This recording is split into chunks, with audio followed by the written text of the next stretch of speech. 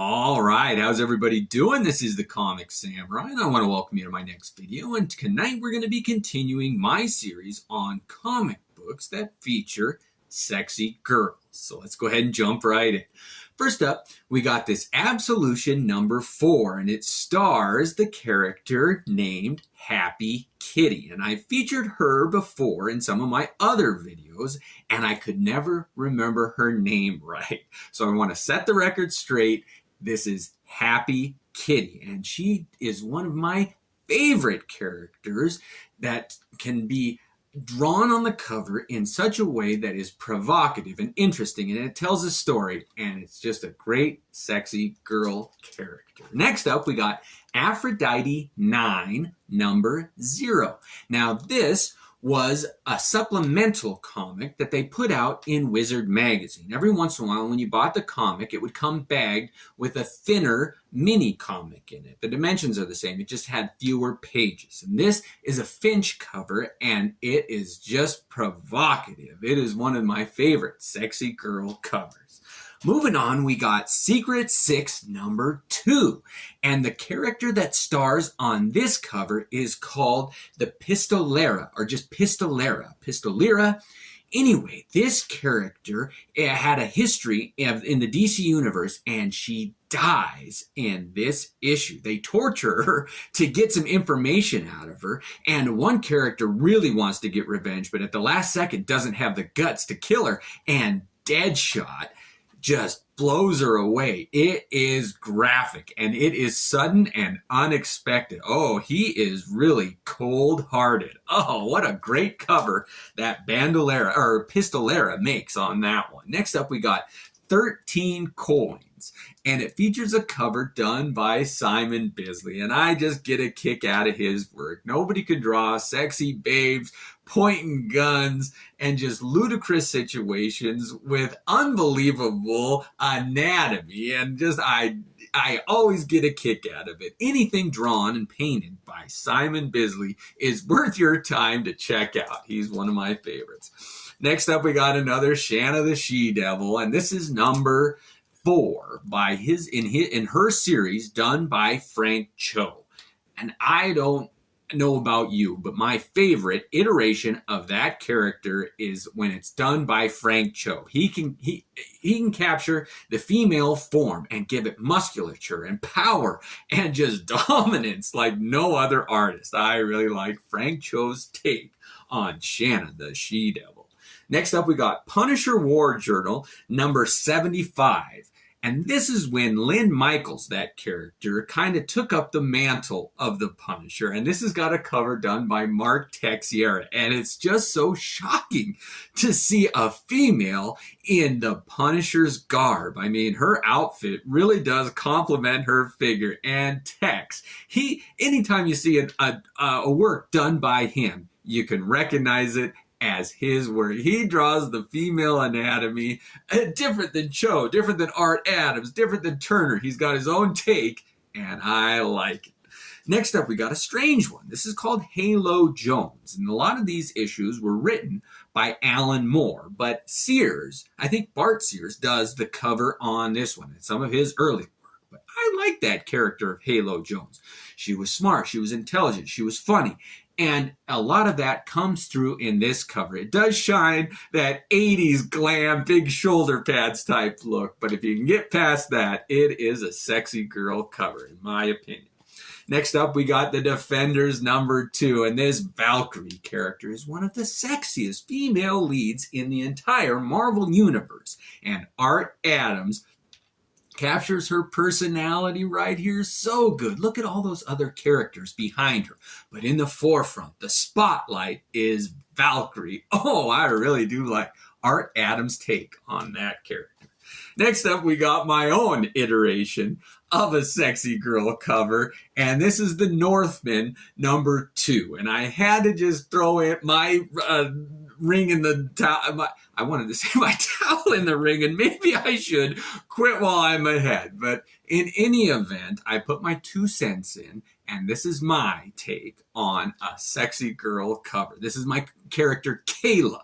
So I just had to show it off a little bit. Next up, we got Elvira, Mistress of the Dark, #1. And if you were a child of the 80s like I was, you remember seeing her on TBS or the late night Spook Fest. And she always had that creepy side to her. You're like, is she a vampire? She didn't come off as being creepy at all. She kind of tried to play up that sexuality, the sensuality, and it worked. And this is a great photo cover of her. And not many photo covers really succeeded, in my opinion. A lot of them were fails, but this is one of the few that really did accomplish its task. Next up, we got Gen 13, #1. And this features that Fairchild character drawn by J. Scott Campbell.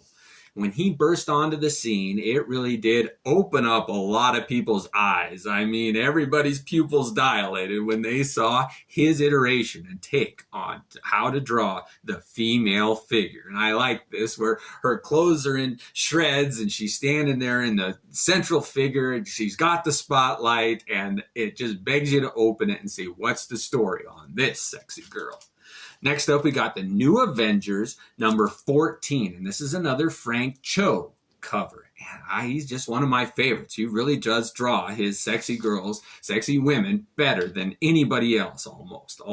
I do like my Art Adams. But his take on Spider-Woman here, the pose with her arms up. And it's weird to see when Spider-Man used to have the webbing in the armpit, and she's got like this fin bladed thing going on. But that costume, the hourglass, the yellow, the red, it's kind of reminiscent of a Black Widow, but it's not. And it's just a beautiful, sexy girl cover, in my opinion.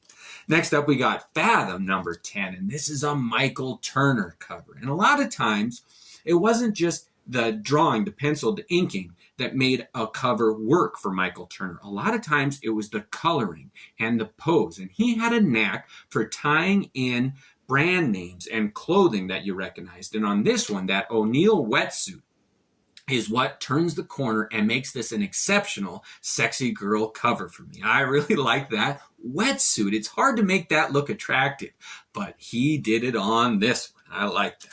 Next up, we got The Twisted Tales of Bruce Jones, #3. And Bruce Jones is such an underrated artist. This is kind of an anthology story where it's a collection of a lot of short stories, but in this one, that cover of that fairy, it's so magical. It's like Tinkerbell and Peter Pan.